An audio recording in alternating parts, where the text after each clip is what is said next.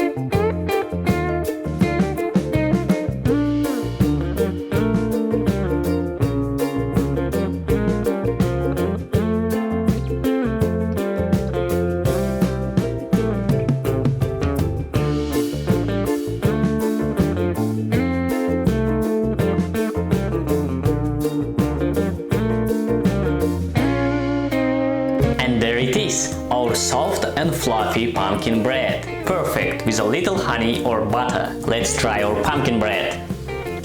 It's super soft and fluffy.